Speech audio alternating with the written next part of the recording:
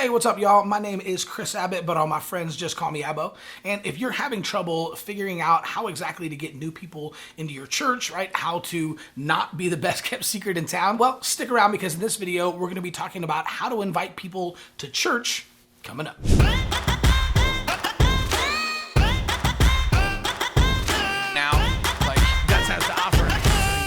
Hey, what's up, y'all? Welcome back. If we're meeting for the first time, this channel is dedicating to helping pastors and church leaders be more effective in their social media and be able to specifically attract new visitors to their church every single Sunday. So what we're going to be talking about in this video is we're going to break down how to invite people to church, and I'm going to show you a framework that you've probably never seen or even considered before on exactly how to invite new people to church. Now, this is going to be able to work on your social media accounts or your church website or your invite cards or even any posters that you might be hanging up at, I don't know, coffee shops, right? But any place where you're showing up and you are inviting people out to church, you're going to be able to use this framework in order to connect with them on an emotional level and then invite them out to church on Sunday. So let's dive in. All right, so the first thing that you want to do is you want to sit down and you want to ask yourself, who am I trying to reach, right? Who am I actually writing to? This is a step that most churches actually overlook, right? And it's easy to do because you start thinking, okay, maybe we should run a Facebook ad, or man, we should tweak the homepage on our website, or maybe we should create a landing page, right? But whatever it is, you actually need to ask yourself first, who is it that we're trying to reach? Here's a pro tip. It's not everybody, okay? Nobody can effectively reach everybody. And here's the deal. I mean, think about it. If you ever hear a commercial on the radio or TV or even a Facebook ad, right? And they just say, hey, we have something for everybody. You don't actually believe them, right? I mean, none of us do, because we all know there's no such thing as a one-size-fits-all business. There's no such thing as a one-size-fits-all church. If you try to reach everybody, then you actually reach nobody. So nobody actually hears, oh, well, if they got something for everybody, then they definitely have something for me, right? It just doesn't work that way. So the best thing to do is actually to figure out who exactly are we talking to with this invite or with this Facebook ad or with this landing page. So let's just say, for example, you're trying to reach young families with elementary school age kids, right? That's a great start, but we actually want to go deeper than that. We don't want to just say, okay, we're trying to reach young families, because that might be a 22-year-old who just got married and has a brand new baby, or it might be a 40-year-old who has kids in middle school, right? Those people, the 22-year-old with a baby and the 40-year-old with a middle school kid, has completely different things going on in their lives. They're in a different season of life. So the first thing that you want to do is actually figure out who's the one person we're trying to write to, okay? We're going to reach everybody by first writing to the one. Okay, so let's go a little bit deeper by giving that person a name. So let's say we are writing to John. Okay, John is 36 years old and he has 2 kids, right? Well, let's ask ourselves, what's going on with John, right? And so specifically, like in my city in Tulsa, right? John, he could be a local business owner or an entrepreneur, right? And during COVID, his business probably took a pretty big hit. In fact, he probably had to shut down his business for several months at a time and probably had to lay off several employees, right? So here he is trying to rebound from COVID and try to make up for all that lost revenue. So he's probably working a lot of hours. He's probably constantly stressed out. He's probably constantly frustrated, right? And he's trying to figure out how to navigate this new digital world, right? He probably never used social media before to advertise his restaurant, right? But now he knows that he has to.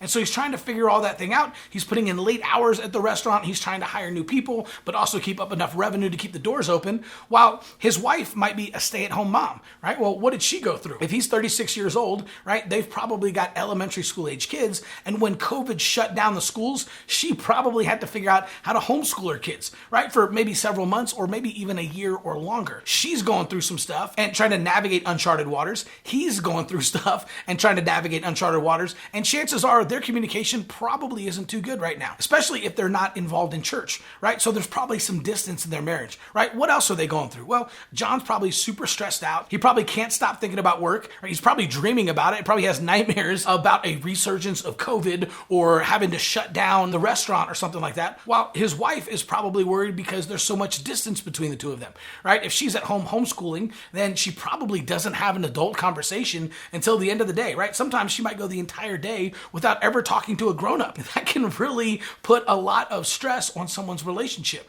right? So he's probably so worried about work. She's so worried about the kids, right? That whenever they're having conversations, she's probably frustrated because whenever she brings up the kids, John probably seems disinterested disgusted and disconnected, right? When it's not that he doesn't care about the kids, even though she might feel that way. It's just that he is distracted because of all the stress and pressure that he's under at work. Now that we know that, now we can actually talk to John, right? And we know exactly what he's going through. We know some of the things that are keeping him up at night. And so now we can actually craft some copy that's going to speak right to him. Okay, so to sum that all up, figure out exactly who's the one person you're talking to, right? Give them a name. Ask yourself, how old are they, right? What do they do for a living? And then you really want to dive in and figure out, okay, what are the things that are keeping them up at night? Are they married? Are they divorced? Are they single, right? What are some of the things they're going through and what are their biggest struggles right now? All right, next up, speak to one person about one thing. So now that we have John and we know what he's going through, we want to write our ad copy or our website with John in mind. And we want to write this like it's one friend texting another, right? This is the best way to do it. You want your copy to be laid back.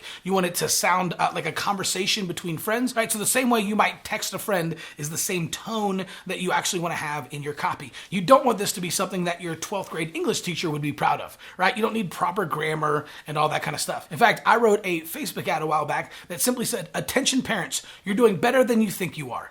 Keep going." Right? And so when I first launched it and we were getting tons of clicks and tons of people going to the landing page that I set up on our website to learn more about our kids ministry and our church, where they had an option to plan a visit. And I had staff members who were texting me like, bro, you can't end with a proposition. And people were blowing up my phone from the church saying, Abbo, you can't end with a preposition, right? You can't saying you're doing better than you think you are. That's not proper grammar, right? Like you need to change the ad, right? To which I said, no, I did that on purpose. It's because that's how people actually talk. I don't care about proper grammar. I don't care about ending with a preposition or run-on sentences. I care about how people actually talk. Another great way to think about this is maybe like a coffee shop invite. So if you met someone at the coffee shop and you're inviting them out to church, what would you say? You wouldn't go into detail about all the set lists that you're going to do this Sunday and what kind of small groups you have and your doctrinal statement. You would simply hit the highlights, right? You'd kind of tell them the vision and DNA of your church, what type of people go to your church, the service times, location, right, where you're located. That's all this has to sound like. This should just sound like a conversation from one friend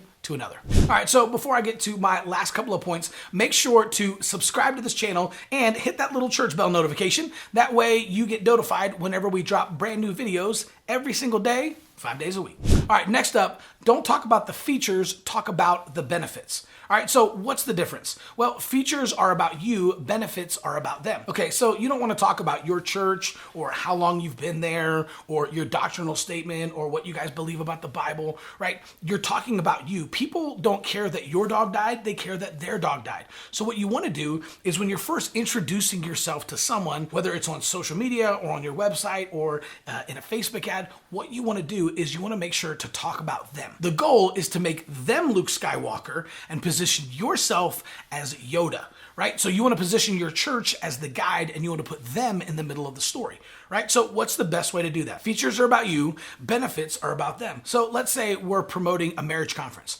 right? Well, knowing what John and his wife are going through, we might just say, hey, have you been working so long that you can't remember the last time you had a date night? Does it feel like there's a huge space between you and your spouse? Are you laying awake in bed at night, constantly worried about bills and work and your kids and family? Well, come out to our marriage conference, I Want a New Marriage, this Saturday at 10 a.m. We're going to show you and your spouse how to reclaim your date nights, how to make sure that you have a babysitter every single week, and the 3 questions that you need to ask in order to make sure you connect with your spouse every single night before you go to bed, right? That type of ad copy, now that's going to reach John, it's going to reach his wife, and it's going to reach everyone who's in that same season of life. And I'm telling you, every single person who has young elementary school age kids, just like John, is going to feel that. They're going to understand that, and that message is going to resonate with them. They're going to feel like you are in their head, right? That's exactly what you want to do. All right, so see how when we wrote that copy, what we did is we actually put John in the middle of the story, and then we positioned ourselves as the guide, right? We're Yoda. Hey, come on out to our marriage conference, and we're going to answer the questions that you currently have. We're going to show you how to finally get some sleep at night and reconnect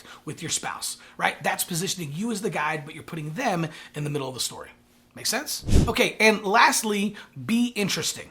Right? Ask yourself this question, would you go to this event, right? Would you click on this Facebook ad? Would you plan a visit to your church based on this copy? That's one of the most important things you can ask yourself is once you've gone through this framework and you've written to one person, right? You've actually figured out who exactly you're talking to, what's keeping them up at night, and you write all of your copy, stand back and look at it before you post it on the website or on social media or before you run your ad and just say, is this interesting? Is there enough of a hook? Did I do a good job putting them at the center of the story? Would I click on this and be interested in this marriage conference or this new sermon series, right? That's the final piece of the puzzle is you want to make sure. And if you're too close to it and you don't know, show it to a couple of friends, right? Show it to maybe your spouse or someone in the church. Maybe show it to a couple of people outside the church and just say, hey, be honest with me because this really matters. If you saw this on a church website, would you come?